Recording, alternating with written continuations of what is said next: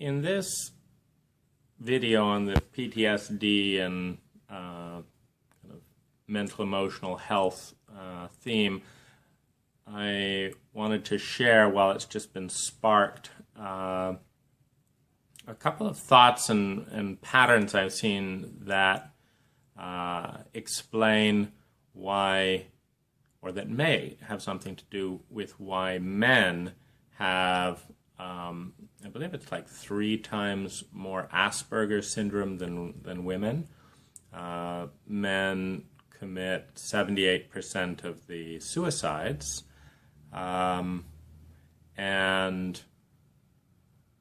I believe women, well, I think women are more depressed, and I'm not sure about the PTSD statistics, but I think that men are more vulnerable to PTSD.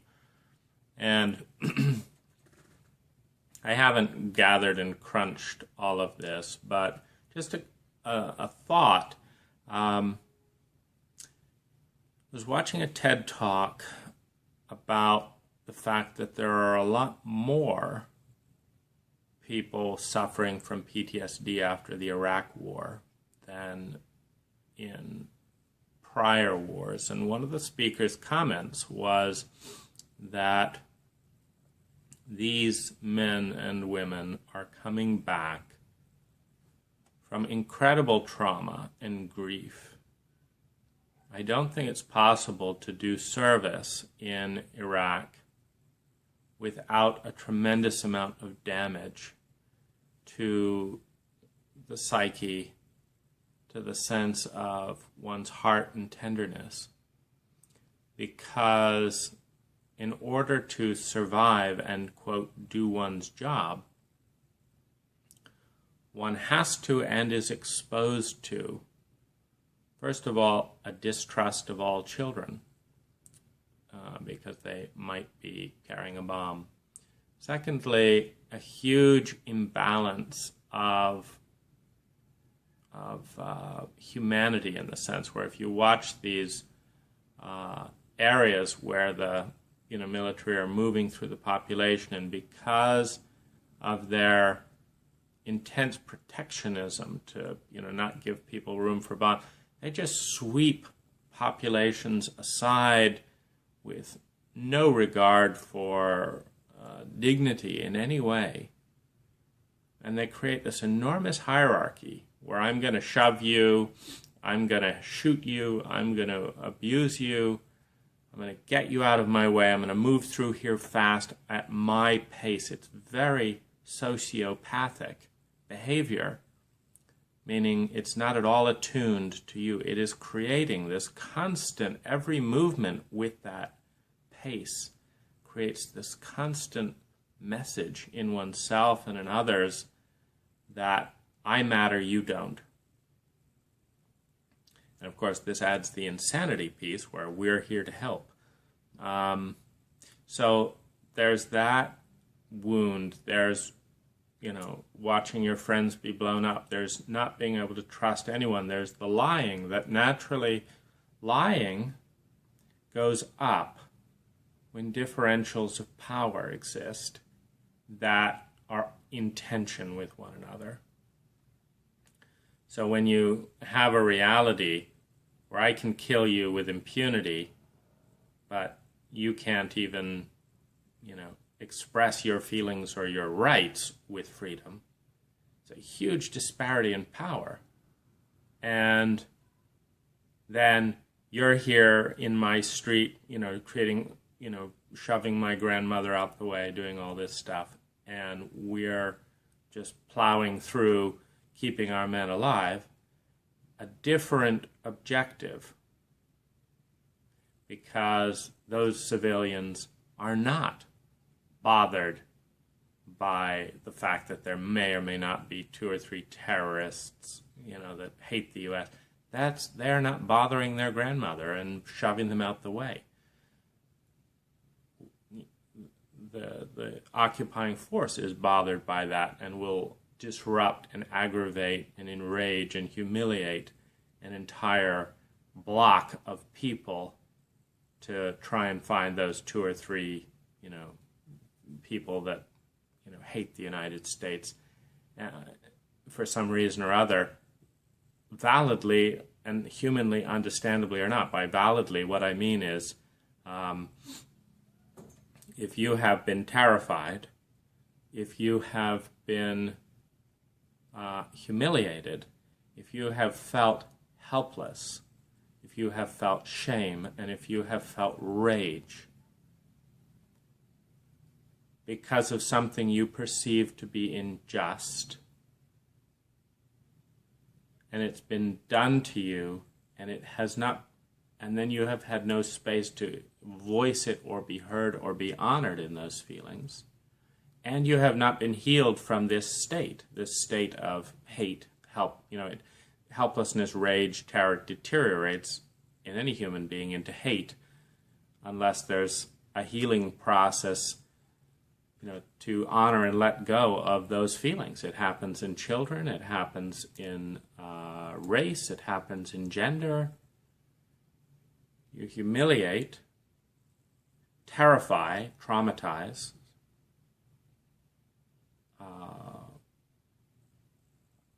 disrespect, you don't matter, and disregard, and you enrage.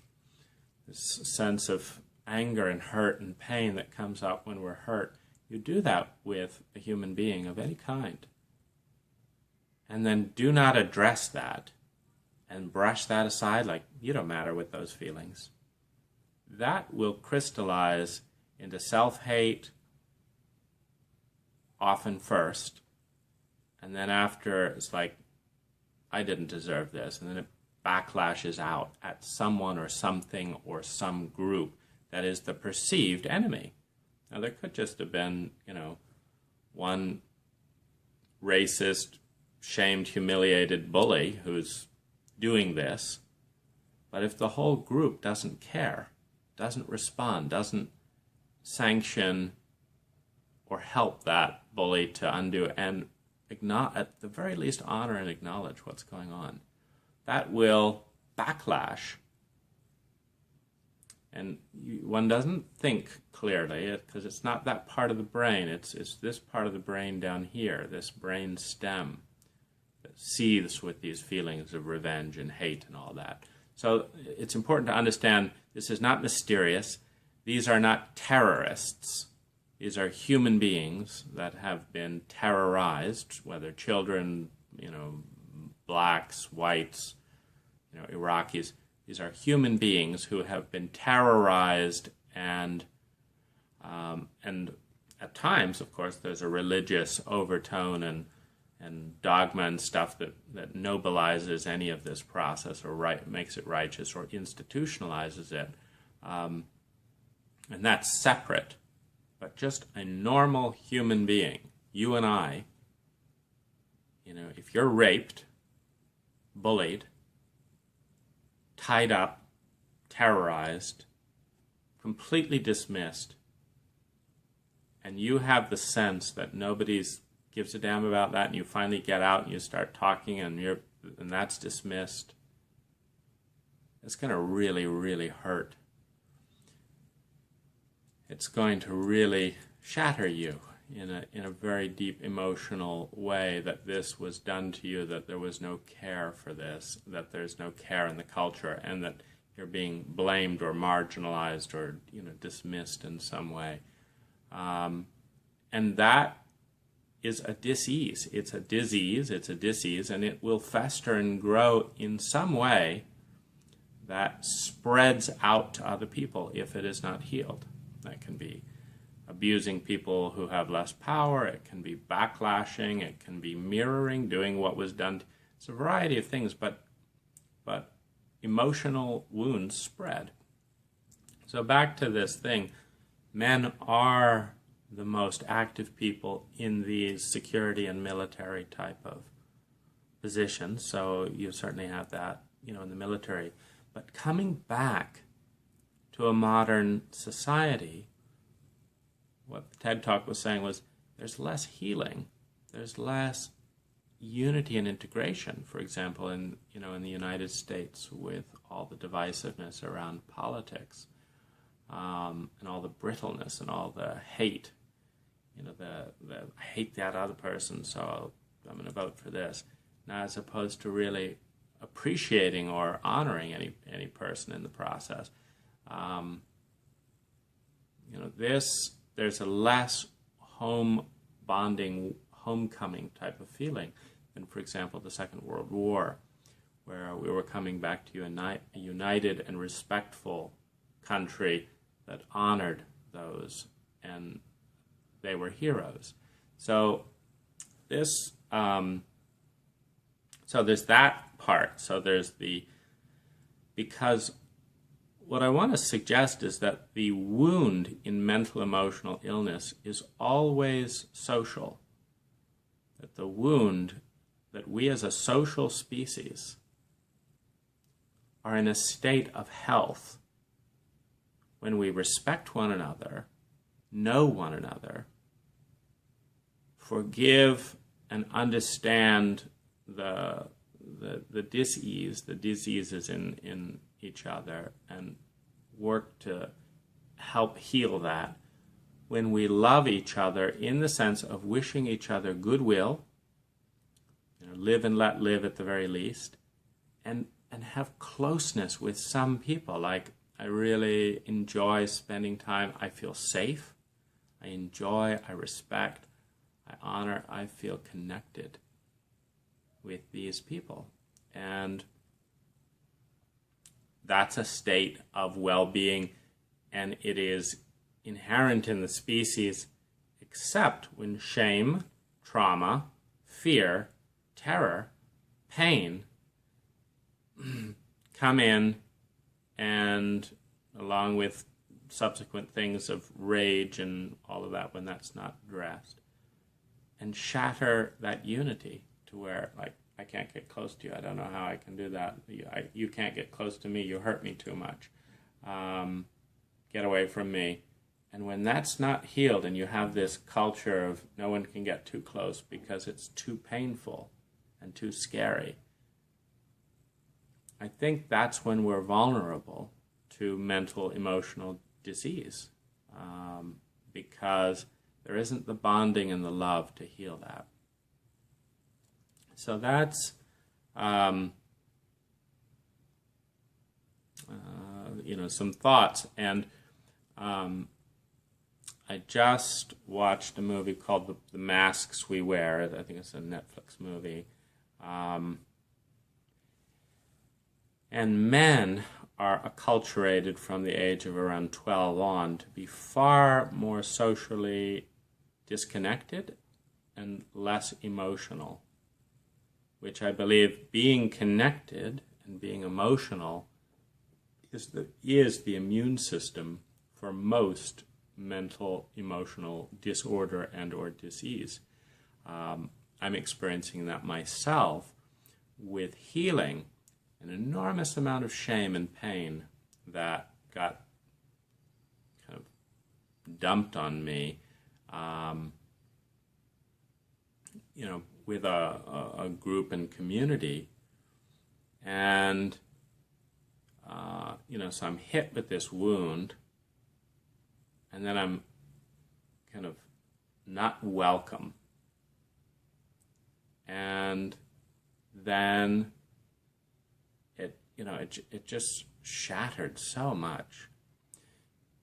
And I looked around in my American culture, and there's no one I can safely cry with for 3 or 4 hours.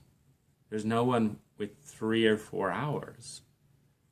There's no one who I can open up this whole wound to, and who's going to be there the next day. It's like I'm now kind of open up and raw. It's like, yeah, I'm gone. See you later. And it's like, I can't deal with this volatility and this scarcity of emotional warmth and kindness. And the therapeutic model is just as messed up in this terrain, where as a man there's so much humiliation and devaluation and judgment around emotions and feelings and not being strong, that I don't want that getting added to the mix and dirtying the wound. I want a really clean place where emotions are welcome. You know, and in a therapeutic model, it's like, I've got next Tuesday for 1 hour. Well, what if I'm just unwrapping the shell at 50 minutes? Well, that's it. See you later. I mean, it's dissociative from the actual kind of erupting flower or wound, depending, because there's often a potential deep healing in a wounded process. So what I did was I flew to Manila and interviewed 20 or 30 masseuses, found one who had that presence, and romance is not necessarily at all good in this terrain because it adds volatility, and you want safety. You want a safe, like a therapeutic container that's safe. So this woman being married and not being sexually attractive and all that was ideal. But I did, 2 to 5 hours a day of just healing presence and touch and laughter and silence and just nothing messing with that. And that just kind of cleared off a whole wall of pain that I otherwise don't know how I could have dealt with without becoming an addict or becoming violent or something. Because it's really, I know, for me, to be hit with this wall of pain that just doesn't seem to have an end, and there's no way to up it or down it, and it's not even fully in the present. I mean, like, I'm sitting here in a 5-star hotel on a holiday, so you can't say that I'm being beaten or shouted at or lied to or hurt or judged or humiliated right now. But the pain, is just flooding in these states, and it's like, I can't just deal with this and feel completely dissociative and out of control. Like, I don't know, it's just there, and so how do you respond to that? And then, as a man, we get these messages, you should know, so I don't know. You should be in control. I'm not in control. Whatever part of the brain and the emotions that are working here, I can create a somewhat cohesive narrative, particularly in the research on PTSD.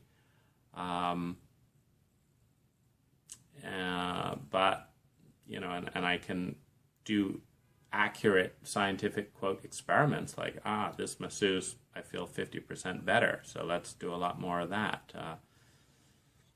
In this culture, in the more feminine Philippine culture, I feel 50% safer and more welcome in my emotional state. But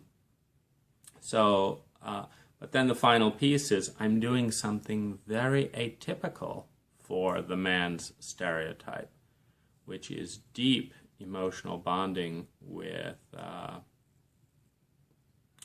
a lover, where we spend 24/7 together. We hold each other, we eye gaze, we talk about the feelings, her feelings, my feelings. We do meditation work. We cuddle. This is the healing process. In other words, we are a fundamentally deep bonding species. And when it's not safe and unavailable and shamed, to need that desperately and to do that, we look for something to bond with that's that intense. And I think this is video games, drugs, sugar, food. And the question is, is some of the higher suicides, some of the Asperger's and stuff, because there's another study that's interesting which says that people who have a higher, a more developed right brain are happier. Well, the right brain is not the math, science, nerd, logic brain. It's the picture brain, it's the emotion brain, it's the spontaneous brain. And in most of the I guess stereotypes, which we're moving through, thankfully. But men are the math nerds and the this and the geeks and the people that can't talk about emotions, and that's okay because they're men. That's fine. Men can be that way. But women need to be connected and social and emotional and understand and see their way through things. And so that's kind of I just watched a little preview on the movie The Red Pill about how the balance of power has shifted. It's kind of this paradox where women, because have been stereotypically more feminine, and there's huge chauvinism against feminine emotion, against all that. So there's this huge chauvinism. So women have still, less pay, less leadership roles and all that, despite the data that backs that up. But and that that persists. But the bias against women has shifted to a bias against men, where it's now the burden of proof, like to prove that one was raped by a woman or hit and abused by a woman, is very, the standard is different in a number of areas. But anyway, I was just listening to some of the men talking about their isolation, their depression, their anger, that they don't have a voice, that they can't be emotional either. It's the same chauvinism against femininity in men. The right to have human emotional experiences is less in a man, and equally devalued. So I think this is part of the mix, and that particularly as men, one of the reasons I wanted to share this is that I believe the path to emotional, mental well-being as a wounded man, a man with disease, with terror, with shame, with trauma, is to reconnect deeply with other men, with people with PTSD and kind of bonding community, and with women who are safe. Now, safe just means there are now a lot of women who are shaming, dismissive, insensitive to men's feelings. It's not a mystery. If you've grown up with chauvinism as a woman and had all of that coming at you by other women and men, it comes back. We are not a friendly culture to feminine energy.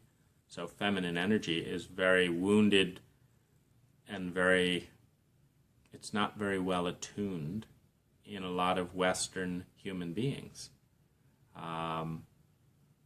And the message, the barrage of messages that an extra couple of dollars or a bit of status or a Mercedes instead of a Toyota is more important than our human experience.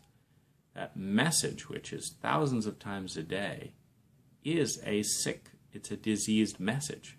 It's not in line with the data of well-being. So it's an anomaly in the culture that supports luxury consumption companies at the expense of the human being. So this data is there all the time, and I know for me, if I'm going to be this raw and this vulnerable, I want to be around some pretty attuned, caring, sensitive people, and who can really show up for that, so that I don't feel terrorized, helpless, and out of control, that I've entered into this emotional space that's so vulnerable and so filled with pain and shame, and then I'm having someone be careless with that and insensitive when I'm learning, and I don't know how to do it right. All I know is the one thing I can do is I can pick the roughly 1 to 2% of the people who have the capacity and the willingness to be really sensitive in this area.